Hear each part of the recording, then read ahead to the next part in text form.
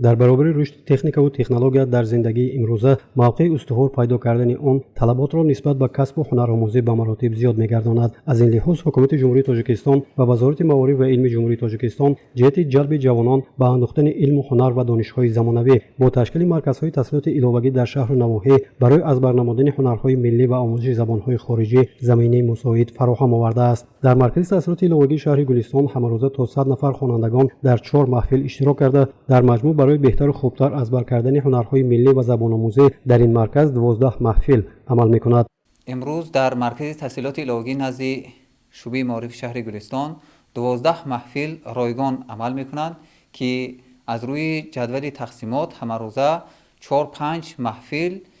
به واسطه عمل می‌کنند. از ساعت 8 تا ساعت 11 خوانندگان در بست اول جلب کرده شده است که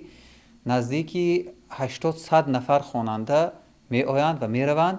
همچنین به یک محفل تا 30 نفر به محفل های زبان انگلیسی، زبان روسی 30 نفر خواننده را ما در یک روز قبول کردیم و خوانندگان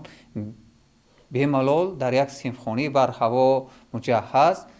رایگان مشغولیت را گذرانده ایستادند. همچنین برای بولید خاطری خود خوانندگان در صحن مؤسسه هر گونه بازی‌های شوق‌آور نیز در لحظه‌های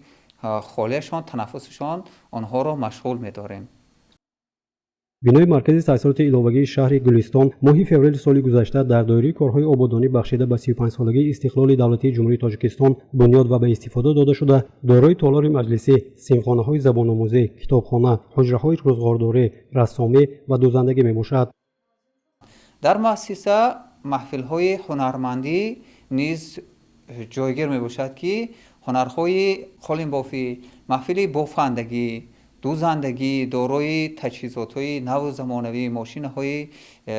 نو، دوزندگی، تکنولوژی نو، دستان ماهر، رسامی و دیگرها عمل میکنند که خوانندگان گلدختران ما به واسطه آمده هنر خود را یا هنر می آموزند و هنر خود را صیقل می دهند. همچنین محفل روزگارداری یعنی پخت و پز هست که خوانندگان آمده در اینجا هنرهای قنادی، پخت و پز و هر گونه خورش و خوراک ها را یاد گرفته رفته ایستادند. و من با باوری گفته میتوانم که امروز خوانندگانی که در محفل روزگارداری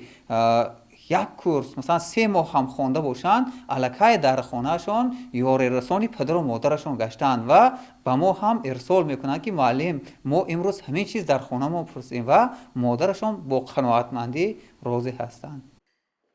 در نتیجه فراهم آوردن شرایط مساعد تحصیل، توجه پدر و مادران بیشتر و اشتراک خوانندگان در محفل‌ها و مراتب زیاد شده، سطح و صفت کسب و هنر و زبان آموزی بهتر گردیده و اشتراک محصلین در آزمون المپیادهای سطح جمهوری و بین المللی نظررس گردیده است.